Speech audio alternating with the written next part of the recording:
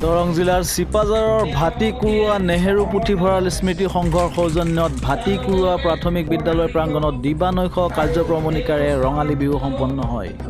ৰঙালী বিহুৰ কাৰ্যসূচী অনুসৰি পুৱা সামূহিক চাফাই, বন্তি প্ৰজ্বলন, বিহুৰ পতাকা উত্তোলন, বৃক্ষৰোপণ কাৰ্যসূচী ৰূপায়ণৰ পিছতে খেল ধেমালি প্ৰতিযোগিতা উদ্বোধন কৰে প্ৰাক্তন বিধায়ক বিনন্দ কুমাৰ শইকীয়াই। আবেলি অৱসৰী প্ৰধান শিক্ষক শম্ভুৰাম দাসৰ সঞ্চালনাত অনুষ্ঠিত মুকলি সভা আৰু কৃতি ছাত্ৰ ছাত্ৰীক বঁটা প্ৰদান অনুষ্ঠানৰ পিছতে সন্ধিয়া সাংস্কৃতিক মঞ্চ মুকলি কৰে স্থানীয় সমাজকৰ্মী প্ৰদীপ কলিতাই। নিশা আমন্ত্ৰিত বিহুৱা দলৰ হুঁচৰি প্ৰদৰ্শন, বাৰে ৰহণীয়া কৃষ্টি দলৰ দ্বাৰা নৃত্য পৰিৱেশন আদি কাৰ্যসূচী অনুষ্ঠিত হয়। আনহাতে ৰঙালী বিহুৰ সমূহ কাৰ্যসূচীত ৰাইজৰ সহায় সহযোগৰ বাবে ধন্যবাদ জ্ঞাপন কৰে ভাটিকুৰুৱা নেহেৰু পুথিভঁৰাল স্মৃতি সংঘৰ কাৰ্যকৰ্তাসকলে।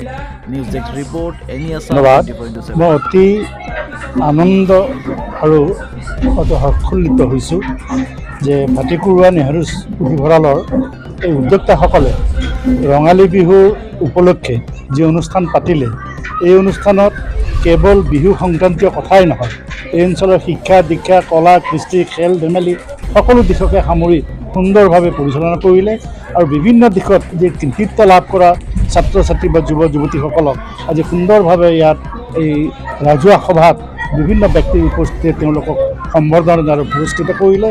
আৰু লগতে আৰু আনন্দ পাইছোঁ যে বিগত বৰ্ষৰ এই বিহু উৎসৱৰ ৰাহি ধনেৰে এই অঞ্চলৰ বিভিন্ন কাৰ্যসূচী গ্ৰহণ কৰা যিখিনি কথা তেওঁলোকে ইয়াত ব্যক্ত কৰিলে অতি শুভৰ কথা।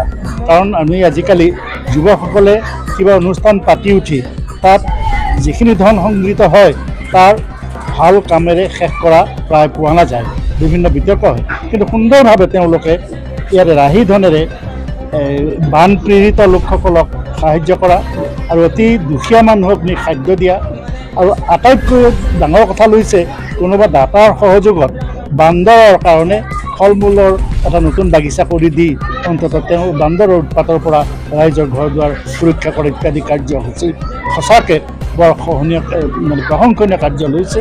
আৰু আশা ৰাখিছোঁ এই পুথিভঁৰাল বা এই সংঘৰ যুৱসকলে নতুন প্ৰজন্মৰ এটা নতুন আদৰ্শৰ গতি আগুৱাই নিব বুলি মই আশা ৰাখিছোঁ।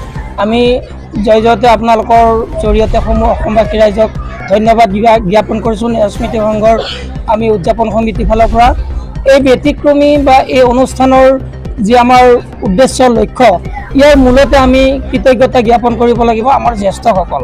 তেওঁলোকৰ আদৰ্শ, তেওঁলোকৰ দিহা পৰামৰ্শ, তেওঁলোকৰ কৰা নৈতিক কামৰ তাৰ ফলপ্ৰসূ হিচাপে আমি আমাৰ তেওঁলোকৰ নাতিপুতি আমি কৰিব আগবাঢ়িছোঁ।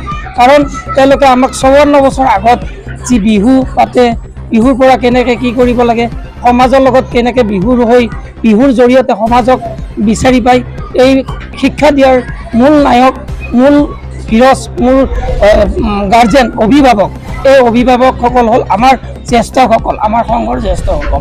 তেওঁলোকে আমাক দীক্ষা দিছিলে, সেই দীক্ষা অনুযায়ী আৰু আমি স্কুলত শিক্ষা গ্ৰহণ কৰা শিক্ষক ছাৰসকলৰ শিক্ষা অনুযায়ী আমি আজি এইখিনি কৰাৰ কাৰণে আমি আগবাঢ়িছোঁ। আৰু ভৱিষ্যতে আমাৰ যদি একো অসুবিধা নহয়, সকলোবোৰ যদি ঠিকে থাকে আমি পৰৱৰ্তীও এনেকৈ আমাৰ উদ্যোক্তাসকলক লগত লৈ আমি এনেকুৱা অনুষ্ঠান কৰি যাব পাৰিম বুলি আমাৰ দৃঢ় বিশ্বাস আৰু আশা আছে। দেখিছোঁ যে কুৰুৱা অঞ্চলত বৰ্তমান অকল শিক্ষাৰ ক্ষেত্ৰতে নহয়, কলা সংস্কৃতি আৰু খেলা ধূলা এই আটাইবোৰৰ ক্ষেত্ৰত যথেষ্ট আগবাঢ়িবলৈ লৈছে।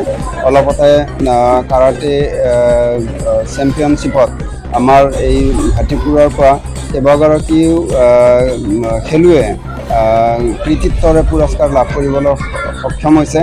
গতিকে ৰাজ্যিক পৰ্যায় হওক বা ৰাষ্ট্ৰীয় পৰ্যায়লৈ তেওঁলোক উজ্বলি উঠিছে। গতিকে এই ক্ষেত্ৰত আমি আশাবাদী যে ভৱিষ্যতে আমাৰ এই কুৰুৱা অঞ্চলত কলা সংস্কৃতি, শিক্ষা সাহিত্যৰ উপৰিও আমাৰ খেলা ধূলা বা